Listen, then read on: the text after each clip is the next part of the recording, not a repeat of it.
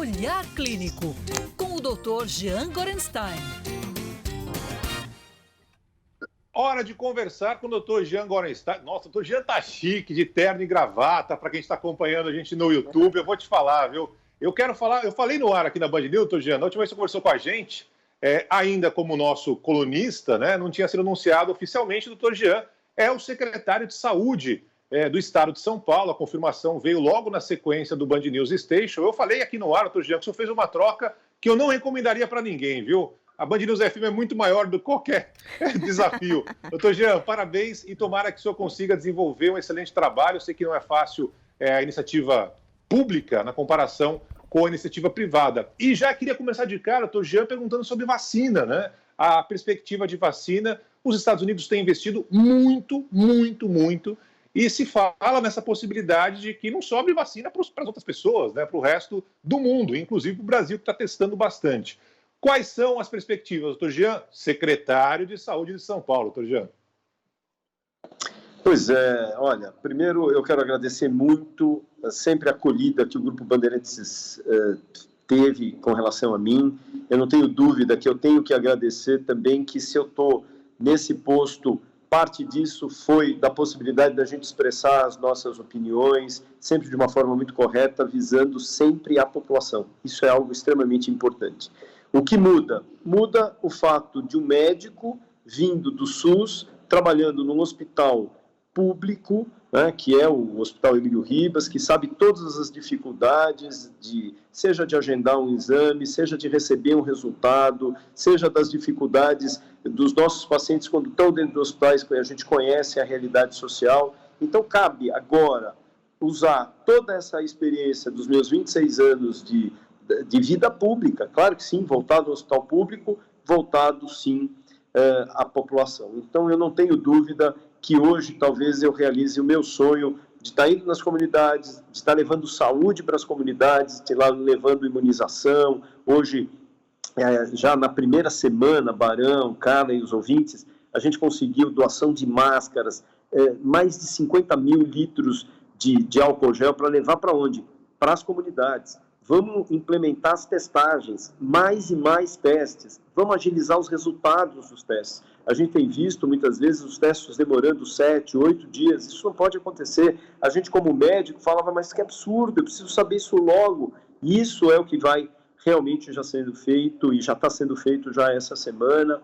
Vou estar indo para as áreas, principalmente as áreas que estão na fase vermelha aqui no estado de São Paulo, para ver o que a gente pode ajudar. E não só isso, levar para essas populações, para essas comunidades, a forma de prevenção, que é a forma que a gente tem que realmente, como médico, lembrar que não é só olhar o hospital, é olhar o hospital também, claro que sim, mas durante todo esse período de pandemia, o governo do estado de São Paulo aumentou praticamente 2,5 vezes o número de UTIs. Eram 3.200 UTIs, foram para mais de 8.000 UTIs, com entrega de mais de 3.600 respiradores, quer dizer, mostrando que o hospital está preparado, quer dizer, mas vamos ver muito mais, vamos realmente. Então, eu não tenho dúvida que a vontade de olhar a população é a vontade que eu represento realmente a minha classe, a classe médica, que tem o objetivo atender e atender melhor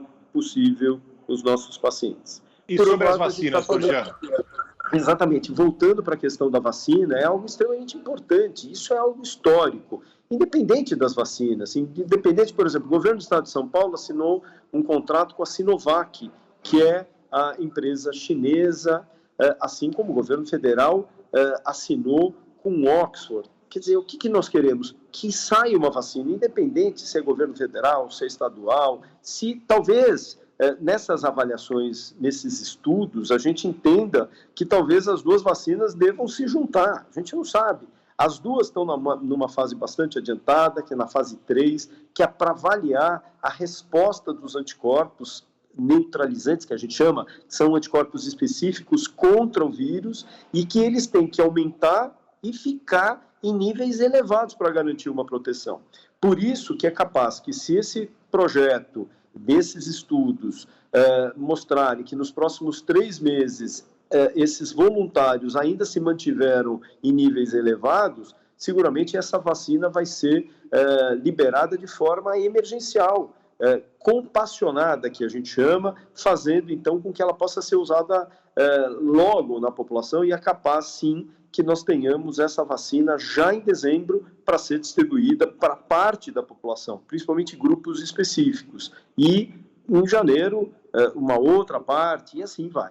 E é importante que tanto uma vacina quanto outra não foi só falar assim, agora a gente vai participar dos testes. Não, se assinou dentro desse acordo comercial a transferência de tecnologia.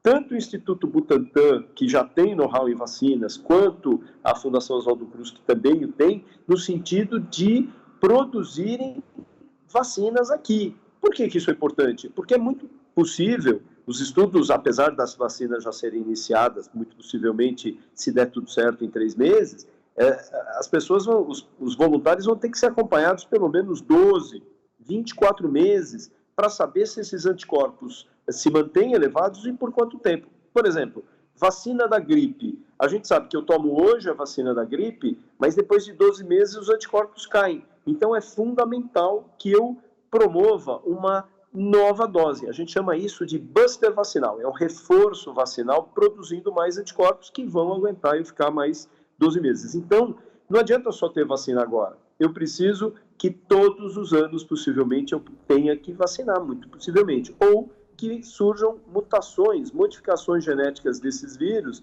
e, dessa maneira, muito possivelmente, eu tenha que acoplar, modificar essa minha vacina. Então, é importante que a gente tenha isso no nosso país. Então, isso é algo muito bom, principalmente para uma doença que a gente vê que ainda não está controlada no nosso país. A gente vê região sul do país, como que está em termos de número de casos, ascendendo o número de casos, região norte ainda, nós ainda temos 40% dos municípios na região norte ainda tendo elevação do número de casos. E a gente entende que muitas são as regiões que não têm uma condição de saúde, de leitos, que pudesse, sim, conseguir acolher essa população. Então, nós temos que ter realmente a vacina como uma possibilidade para o controle da pandemia no nosso país. Vou aproveitar que o senhor citou, doutor, o número de leitos, né, falando sobre esse descontrole ainda, né, com relação à contaminação, por exemplo, no sul do país.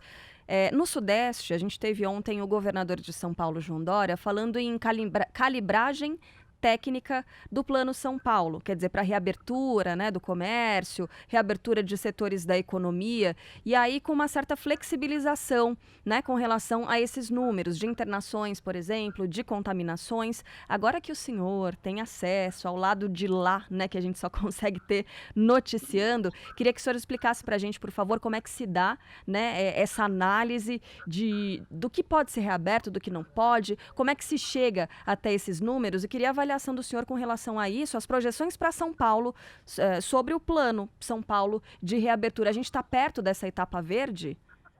Então, é muito importante que esse plano de recalibragem, que a gente chama, é um plano voltado a alguns fatores que estão relacionados à dinâmica da pandemia, ou seja, o número de casos, mas principalmente 3 condições. A taxa de internação. Então, a taxa de internação, ela tem que ficar 40 habitantes, ou 40 internações para cada 100 mil habitantes. Quando a gente fala de óbitos, nós lembramos que ela tem que ser menor do que 5 para cada 100 mil habitantes.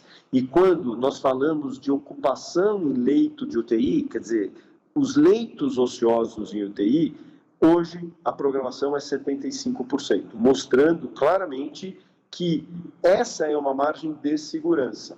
Esses fatores, se a gente olhar tanto o município de São Paulo, especialmente o município de São Paulo, ele não atingiu essas cifras. Então, ele vai ter que ser mantido ainda para ter e atingir esses valores. Isso é extremamente importante, porque se nós entendermos que nós baixarmos a guarda, essa flexibilização ela perde a sua característica de segurança. E é muito importante que a gente mantenha essa segurança de uma forma realmente gradual, para que a gente não veja o que aconteceu em outros países. Por exemplo, a Espanha, que está tendo um número de casos realmente muito grande, e você ouve hoje, olha, agora o governo está exigindo o uso de máscaras. Quer dizer, ora, isso era uma coisa que a gente já vinha fazendo há várias semanas, quer dizer, para não dizer há vários meses. Então é muito importante que a gente tenha um plano baseado exatamente nessa análise técnica que é feito pelo Centro de Contingência do Coronavírus, do Covid-19, que é uma análise absolutamente técnica de pessoas extremamente credenciadas, são epidemiologistas, médicos, mostrando que isso garante a segurança para o Estado, mas quando a gente fala o Estado, para o munícipe e para toda a população de forma geral. Eu acho que isso daí é algo que dá muita segurança a todos. É o plano de contingência baseado nessa flexibilização realmente gradual, progressiva e baseada em dados. Isso é muito importante. Doutor, eu queria fazer só mais uma pergunta, e aí tem relação com um caso específico, né? Uma coisa um pouco mais prática do dia a dia das pessoas. A gente está acompanhando com muita preocupação a recuperação do apresentador Rodrigo Rodrigues, do Sport TV. Ele está internado em estado gravíssimo, né? É um jovem que contraiu o coronavírus, né? Tá se tratando contra a Covid-19, mas é um jovem obeso. Eu queria que o senhor, por favor, nos explicasse o porquê de a obesidade representar um fator de risco tão grande para os jovens com relação ao coronavírus. A gente tem algumas portas de entrada que a gente chama que são as enzimas, que são como se fossem mecanismos que estão na parede do próprio pulmão, e que essa região são enzimas ativadoras que a gente chama. E o vírus ele entra nessas localizações, nesse ponto.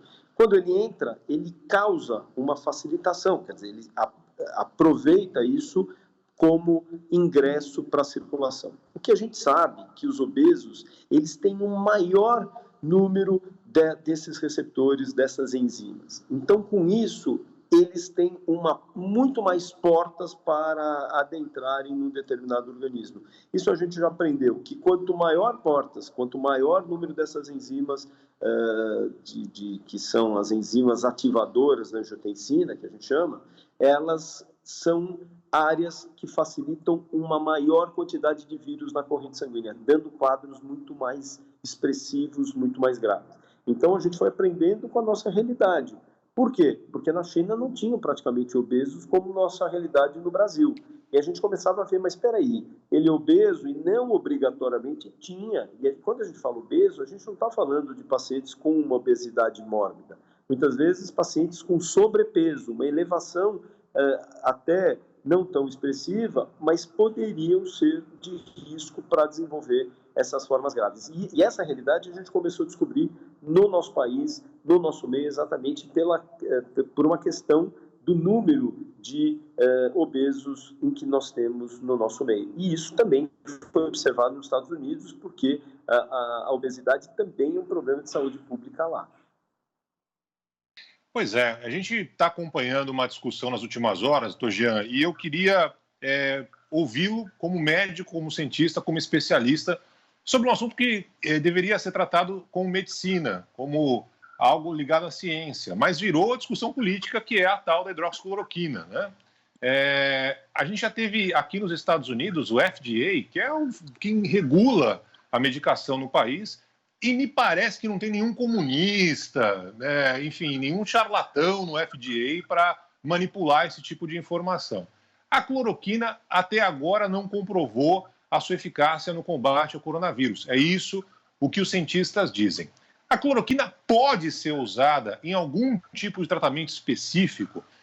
Quem determina isso é o médico. As pessoas têm que sair tomando cloroquina por aí, mesmo sem ter comprovado a sua eficácia. A gente já cansou de ouvir esse tipo de discussão, mas eu queria ouvi-lo também, doutor Jean. Pois é, Barão, eu acho que assim, é muito natural, é absolutamente natural, e eu me lembro muito bem quando o Trump disse, olha, os trabalhos preliminares mostram que a cloroquina vai mudar a história evolutiva do coronavírus. Então, é claro que para todos nós, inclusive eu me coloco como uma daquelas pessoas que falam, puxa vida, a cloroquina, usei a cloroquina para vários pacientes meus, não vou mentir isso, e que aquilo era um momento em que nós tínhamos um bálsamo com uma possibilidade de droga que até então não havia, e que nós dizíamos, olha, a nossa história vai ser diferente, vai ser escrita de forma diferente, dos chineses, diferente dos italianos e espanhóis, principalmente, porque nós temos essa possibilidade, nós temos essa medicação disponível no nosso meio. Então, isso nos trazia uma tranquilidade muito maior. A questão é que nós passamos a ter um número de trabalhos que foram feitos, trabalhos internacionais, mesmo na China, trabalhos nos Estados Unidos, que mostravam que para os pacientes graves isso não tinha resposta. Se não havia resposta, muito pelo contrário, nós tínhamos um grande efeito colateral, que era a morte por arritmia, morte súbita desses pacientes que já eram graves. A gente sabe que a cloroquina, ela tem na bula mesmo, ela coloca como riscos de alterações cardiológicas, entre elas a arritmia. Aqueles indivíduos que têm problema no coração, o próprio COVID, ele tem comprometimento muscular, ele faz o que a gente chama de miosite, uma inflamação nos músculos. E o músculo cardíaco também é um músculo. Ou seja, ele também, por si só, ele é mais propenso para desenvolver essas arritmias. Agora, se eu somar as duas coisas, a questão relacionada à própria doença, mais a relação da própria droga, e sobrepor, eu aumento o risco para esse tipo de evento que pode levar à morte em alguns pacientes. Então, é claro que a Suécia, por exemplo, a Suécia estabeleceu que esses estudos não seriam realizados, e à medida que eles foram tomados cada vez mais como uma verdade, nós vimos que a medicação realmente não trouxe aquilo que habitualmente ela se proporia. E mais, nós tivemos trabalhos, inclusive, que foram feitos com alguns serviços brasileiros, que também confirmaram que realmente nós não tínhamos nenhuma resposta para a cloroquina. Quer dizer, mesmo em pacientes numa condição clínica muito mais leve. Então, infelizmente, nós adoraríamos que isso fosse uma possibilidade de tratamento, porque nós não a temos, nós temos outras possibilidades que, felizmente, a gente aprendeu a usar. Nós aprendemos que cada vez mais precocemente esses pacientes devem ser avaliados, alguns internados de uma forma mais precoce, medidas devem ser tomadas com muita brevidade, garantindo vidas. Isso a gente conseguiu observar na história do país, principalmente porque nós conseguimos fazer com que as pessoas que iam para a UTI, praticamente a mortalidade era de 50%. Quer dizer, era altíssima. E hoje a gente baixou isso para 16%, 17%. Então, trouxe, sim, uma segurança muito maior para as tomadas de decisão e as posturas médicas que hoje vêm sendo tomadas, e com outras possibilidades terapêuticas. Infelizmente, a cloroquina, para nós médicos, ela deixou de ser uma discussão, deixando para aqueles que talvez merecessem estudar um pouquinho mais, me refiro a médicos que ainda continuam prescrevendo e colocando seus pacientes em risco. Eu quero agradecer a presença do Dr. Jean Gorenstein, médico infectologista, agora secretário de Saúde do Estado de São Paulo, encarando um desafio que não é nada fácil no meio dessa pandemia. Doutor Jean, da nossa parte, desejos de boa sorte, que o senhor consiga realizar um excelente trabalho numa área que não é fácil, nem na pandemia, nem sem pandemia. Claro que a gente vai continuar se falando, vamos continuar cobrando também, é nosso papel aqui na Band News. Um grande abraço, doutor Jean, boa sorte, até a próxima. Olha, muito obrigado. E eu acho assim, tem que cobrar mesmo, porque se vocês não me sinalizarem, eu não vou saber o que está errado. E a gente está aí à disposição, viu? Para todos. Um beijo, Carla, um beijo, Barão, que é meu amigo querido, e um beijo a todos os ouvintes. A gente vai estar se falando pela programação ao longo da programação dos outros dias. Um grande abraço, muito obrigado. Beijo, viu? doutor. Boa sorte para o senhor, bom trabalho. Um beijo, obrigado. Tchau, tchau.